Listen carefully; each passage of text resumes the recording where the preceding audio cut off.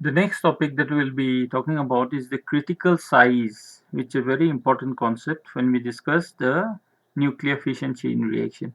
So what is critical size? Is the minimum size of the nuclear fuel for a fission chain reaction to develop. So this is in a way a safety mechanism, we can say. If we have any lump of uranium, it's not necessary that a fission chain reaction will take place in an uncontrolled manner leading to an explosion. Rather, it has to satisfy certain criteria so that the fission chain reaction develops. So one criteria that we discussed is the multiplication factor. If a lot of impurities are there in the nuclear fuel, or the neutrons produced in successive generations, or the neutrons produced in fission, are used for non-fission reactions, some of them escaping from the nuclear fuel, some just undergoing capture by impurities present in the fuel or other isotopes of uranium, then the fission chain reaction need not necessarily develop, leading to an explosion. That apart, the size of the nuclear fuel should be greater than a particular minimum size so that a sustained fission chain reaction can develop. So that size, the minimum size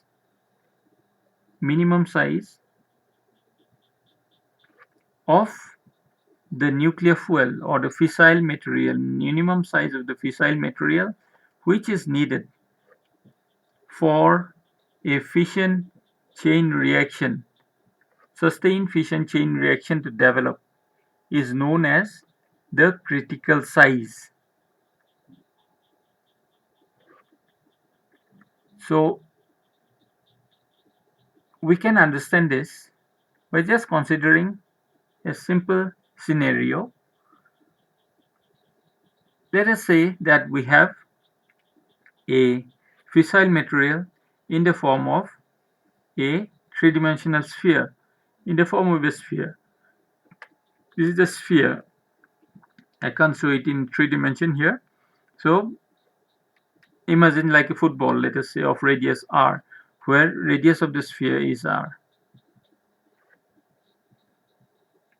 Radius of the sphere is r. So this is a fissile material. What will happen? Suppose neutrons, a neutron comes and induces fission in a uranium nucleus present in this fuel, and secondary neutrons are produced, which again causes fission. So whether the fission chain reaction will be critical, subcritical or supercritical, whether it will develop, it will depend upon the neutrons which are capable of causing fission in successive generation. So it will depend upon the number of neutrons which are actually being produced by fission in the nuclear fuel, and the number of neutrons which are escaping from this or getting lost. So whether the fission chain reaction will develop depends upon the production of neutrons because of fission, and the loss of neutrons. So the loss of neutrons can be either because of the escape of neutrons from the surface or because of non-fission reactions taking place inside this nuclear fuel. Now,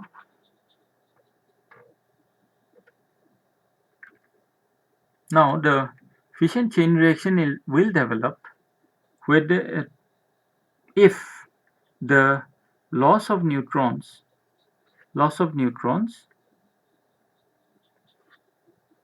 is less than the production, then the fission chain reaction will build up.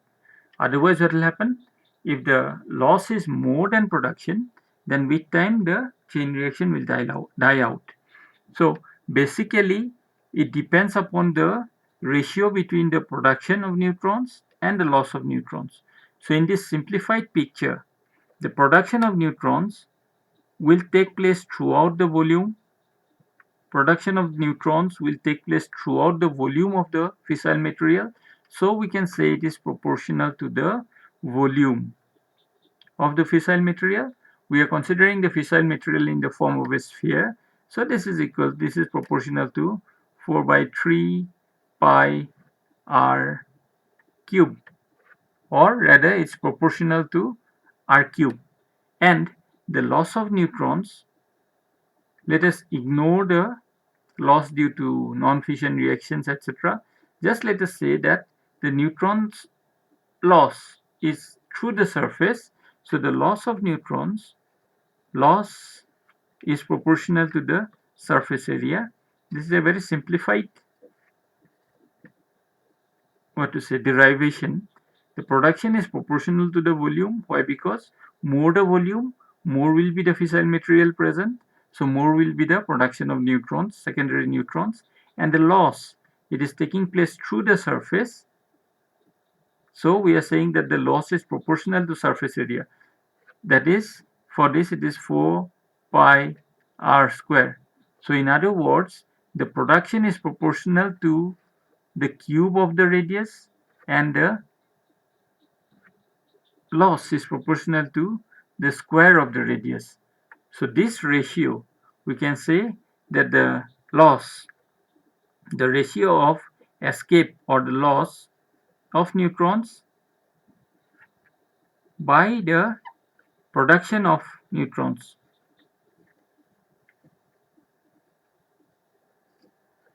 or let's call it the rate of loss, and the rate of production. So the ratio will be proportional to r square by r cube, that is proportional to 1 by r. So this is a very important relation that we have obtained, where we see that the rate of loss and the rate of production is proportional to 1 by r. So what it means, if I keep on increasing r,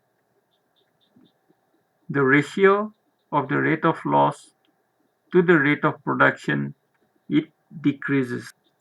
So the ratio of the rate of loss to the rate of production is proportional to 1 by r. So if r increases, if the size of the fuel increases, this ratio decreases. That means the rate of loss to the rate of production, it decreases. So for a fission chain reaction to develop, we want the production to be dominant over loss. We want this ratio. So let's call this ratio, let me say this, we call this ratio as of, let's put it as like this, ratio of loss to production is proportional to 1 by r. We want this ratio of loss to production to be as low as possible, so that the production dominates over loss. If loss dominates over production, obviously what will happen? The number of secondary neutrons in successive generations will be lesser than that in the previous generations. So loss is dominant over production and the chain reaction will not develop. So what we can do, we can control the ratio RLP, ratio of loss to production, by controlling the, or basically by controlling the size of the nuclear fuel. R represents, it represents the size of the fuel. If the size of the fuel, we are talking about the simplified picture where we consider it to be spherical in shape. If the size is very, very large, no problem, this ratio will be very less. If R is 0, let us say, the extreme end, if R is tending to 0, let us say, then what will happen? This ratio will become very large.